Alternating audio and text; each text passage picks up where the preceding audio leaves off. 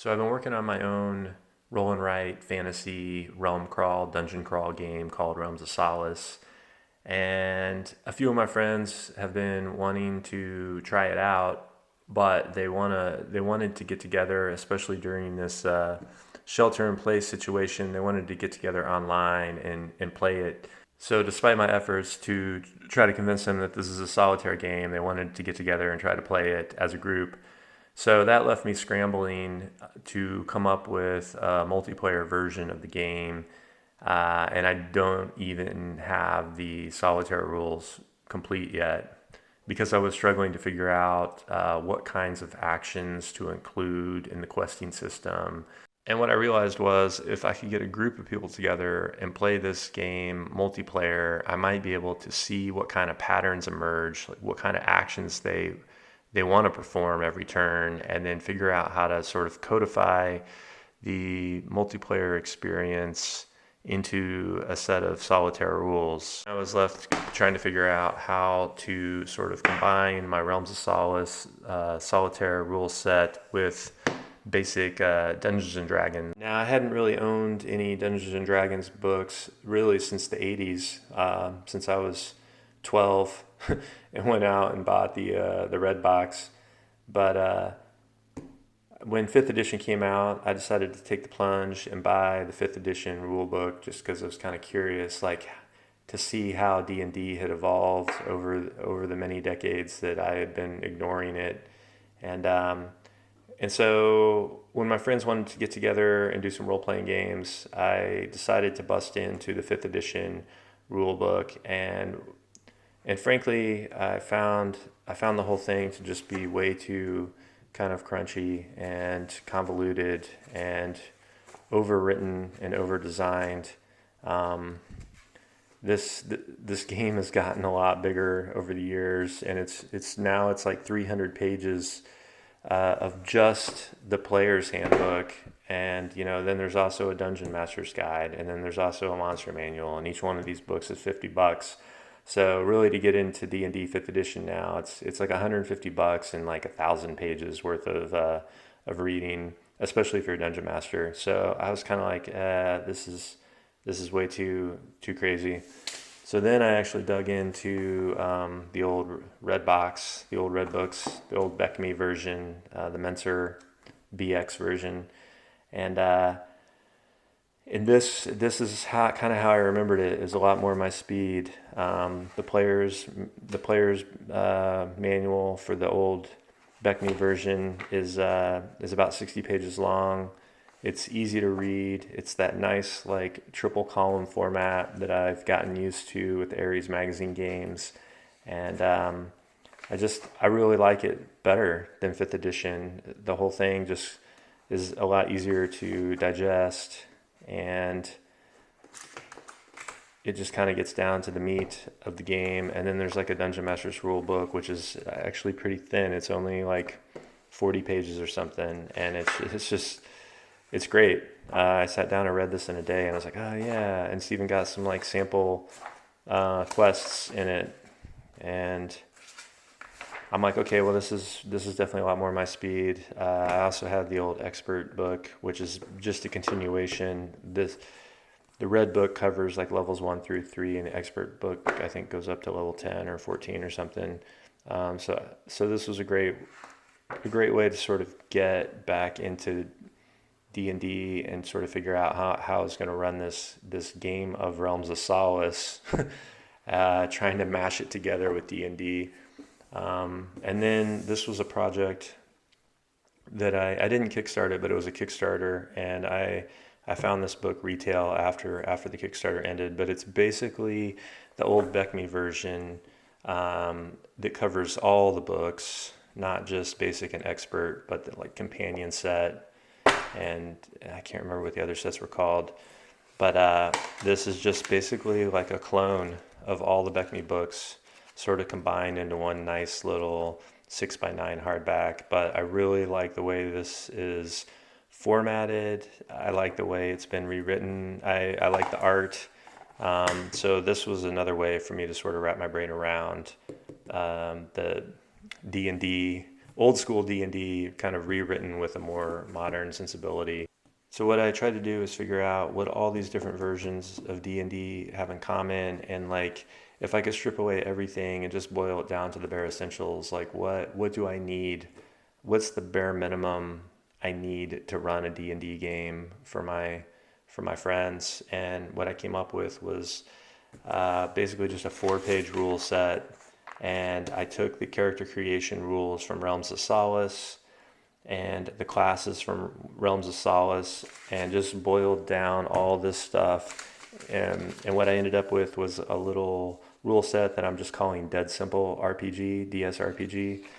And this 4 pages has character creation. It has the basis for gameplay, which is really just exploration, discovery, and encounters. It's got a very simple combat system. And it's got a system for rolling challenges to see if you succeed or fail at any type of challenge that you want to try to accomplish. And it's got a very basic magic system with spells, scrolls, and relics. And yeah, and then a very basic list of equipment and spells, all taken from the Realms of Solace rule set. And so this is essentially a multiplayer version of Realms of Solace that requires a dungeon master or a game master. So I think what I'm going to end up doing is including the Dead Simple RPG rule set.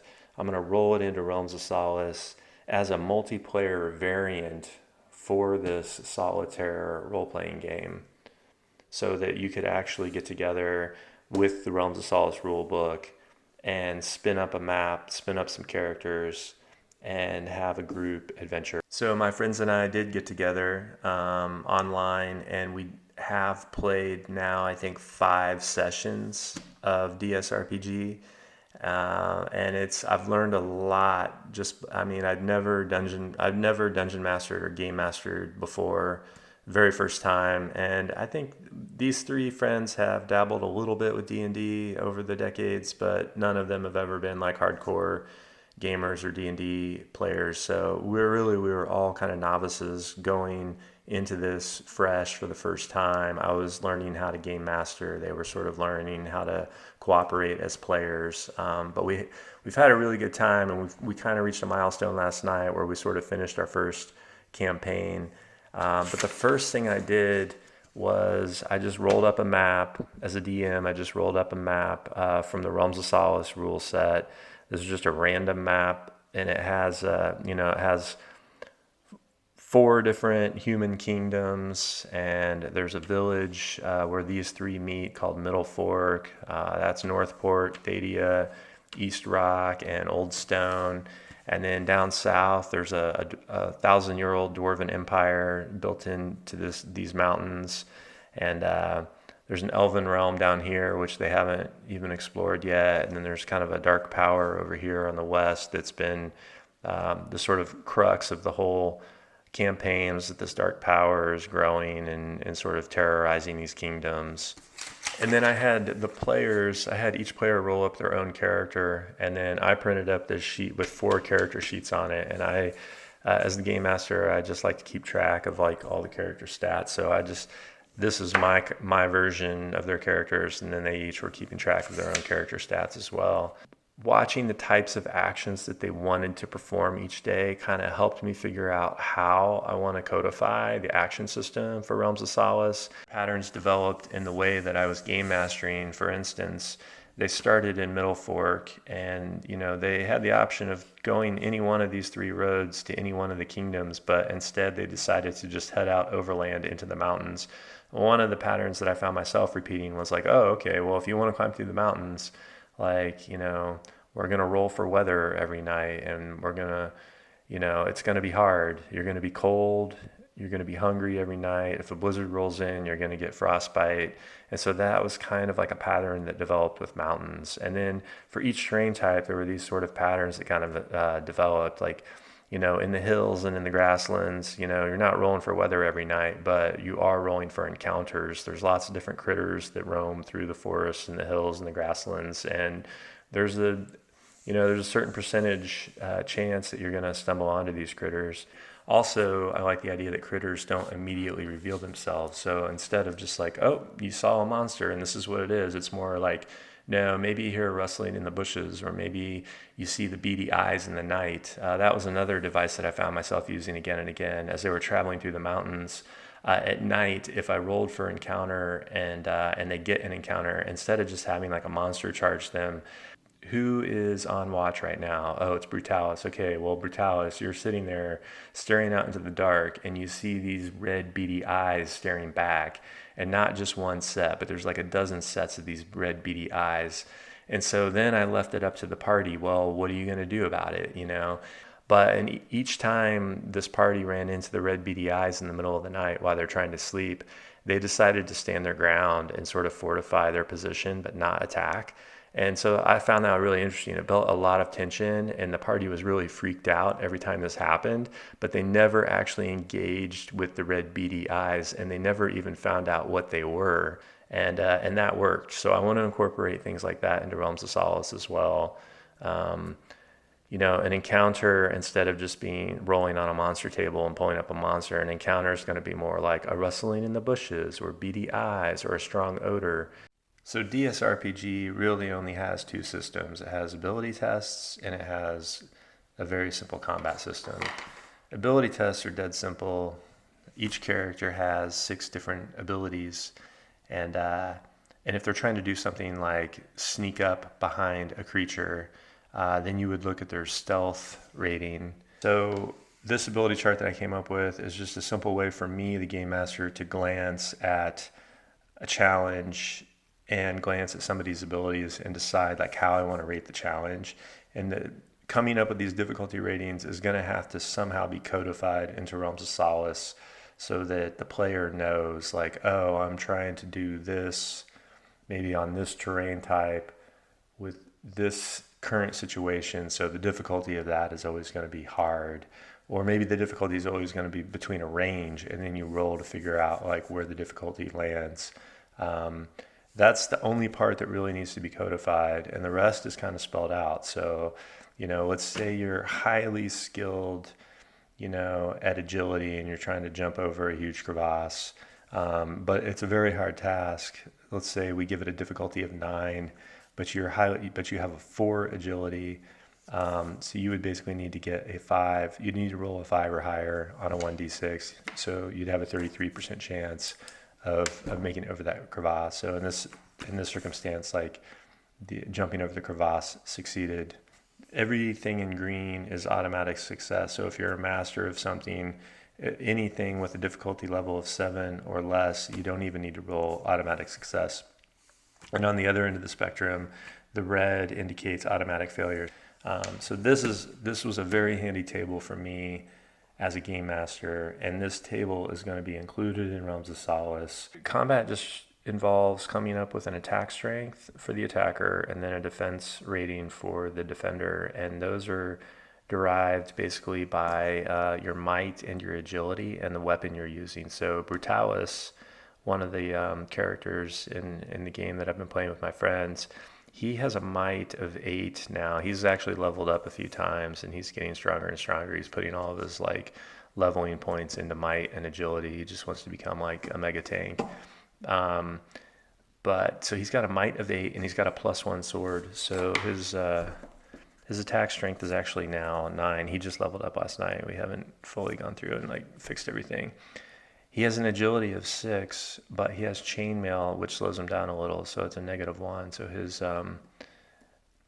his agility is actually 5. So when he attacks, since he's using a sword, which is a might weapon, his attack strength is always going to be 9 plus a roll. So his attack strength for this attack would be 13. And then the defender, they would have a defense. Let's say he's fighting someone who's exactly like him. Let's say he's fighting a clone of himself. The defense rating for this clone would be his might or agility. You can choose either one. So obviously he's going to choose might. So that would be 8. He's got +2 for chainmail. +1 for his shield, and +1 for his helmet. So it'd be 8, 9, 10, 11, 12. So his defense rating is 12. Now I rolled a 13 for attack. His defense rating is 12, 13, 14, 15. So attack was 13, defense was 15. So he successfully defends the attack. The damage is the difference between the two. And then damage is just subtracted from any of your stats. So the player can choose which stat they want to subtract damage from, and it basically, they've got their max stat and then their current stat. Now, if any one of their stats reaches 0, they die. And that's literally all there is to Dead Simple RPG. You just do a single die roll for any ability test. You decide which ability the challenge that you're trying to complete applies to, and then the game master assigns a difficulty level to the challenge you're trying to complete. You roll 1 die, add it to your ability, you look up on the chart, and it basically tells you if you succeed or fail. And then combat is very similar. Like, you just roll a single die, you add it to your attack strength, which is always your might plus any weapon bonuses, or your agility plus any weapon bonuses, depending on what type of weapon you're using. If you're using a dagger, that's always an agility attack. So you use your agility plus your dagger bonus. And if you're attacking with a sword, that's a might attack, like a great sword. And so then you would use your might plus your weapon bonus for your attack rating. And then defense rating is just your agility or your might, your choice, plus any defensive bonuses you have for armor. And I really believe that all the other rules beyond challenges and ability tests and a simple combat system and a few magic rules sprinkled on top of that, everything else beyond that is just it's flavor, it's extra crunch. Now, as far as playing this game online, we tried to use the Roll20 online gaming platform, which is specifically designed for playing role-playing games online, and we had okay success with it. We found it a little clunky. The video and the audio are not great, and the drawing tools were not great. So we ended up going with Zoom, and what we do is, like, I basically just screen share a Photoshop version of the map, and I have a mask layer that I slowly unpaint, I slowly erase as they explore. So there is kind of a fog of war, and I've just been slowly revealing the map as my players explore it. So in Zoom, I'm just sharing this Photoshop online, this Photoshop document. I can zoom it in. I've been also marking their trail as we go. So, like, they started in Middle Fork, and then, day 1, day 2, that was the encounter with the boar bear. They continued through the mountains, and they ended up following this river, like, all the way down to the sea. And then there were some pirates scavenging the beach, and they ended up getting in a big battle with these pirates and ended up killing the pirates. They found a note in the pocket that was supposed to be delivered from somebody in North Point. This important message was supposed to be delivered to Old Stone, and that's when my players found the message. So they ended up delivering it to Old Stone, met a friendly farmer along the way. Old Stone is like, yeah, we're gearing up. There's something horrible brewing in North Point. So there's, like, all these soldiers loading onto boats. But the Lord of Old Stone is like, if you guys could figure out a way to deliver a message to East Rock and help mobilize those forces, that would be hugely beneficial to us. So they end up securing passage with an old sailor on a boat, and it takes them several days to sail down the coast to East Rock. And when they get there, something's really wrong. East Rock seems to be kind of broken. They can't get into the castle. There's just some sketchy stuff going on. There's lots of rumors about trouble up in the mountains, some sort of relic that's causing, like, bad things to happen to the humans. They talk to a monk in East Rock that's like, yeah, the relic in the mountains is poisoning the people, but it could actually be used to save us from the dread shadow that's creeping in from the west. but only the dwarves know how to use it. It's a dwarven relic, so you got to go to the Dwarven Empire, and of course they, give them a map how to get to the Dwarven Empire. So they continue along this road. Um, they're going to go to Thadia, but it turns out Thadia was all messed up from the darkness that was spreading. And each play session, I would have the darkness get like a little spread a little farther east. So every session, it's just like the world's getting a little darker. And then, so they kind of skirt Thadia through the farmlands. They head up into the hills. They end up encountering an ogre, a really powerful monster that kind of messes them up. But they kill the ogre. They eventually find the Dwarven Empire, and then once they find the entrance to the Dwarven mine, then it kind of goes into delve mode. So, I mean, this is all the realm crawling above ground is gonna essentially be incorporated into the questing rules of Realms of Solace. But once they go into a location like the Great Dwarven Empire, then they would be playing, if they were playing this with Realms of Solace rules solitaire, then you would be in delve mode or location mode, and there would be a set of rules for like how to generate the locations procedurally as you play. And then I tried something a little different. Once I started descending down into the Dwarven city, I went with a side view, a cutaway view, which was kind of fun, and I slowly revealed it, and just so like as they're like spending hours and hours going down the staircase, I was like slowly like unmasking it, and then they kind of hit the Dwarven city way down here in the middle of the mountain, and they spent a lot of time like wandering through these tunnels trying to figure out what's going on, like, and then eventually they stumble onto the core of the city, and they see like the dwarven citizens, and they're basically met by the guards, and the guards escort them down to the the king's chambers, and they meet the king of the Dwarven civilization, the Glorithim, and King Glorithim is like, oh yeah, the relic you speak of is actually the bright stone, and that's one of the four cornerstones of dwarven creation, and we must get that back in our possession, and if we do that, we can help you with your dread shadow problems up in the human realm. So they kind of create this pact where Glorithim convinces the players, the characters, to escort his grand mage Gorthox along with like a half a dozen of the strongest Red Guard warriors back to the surface and to the mountains where the relic is located.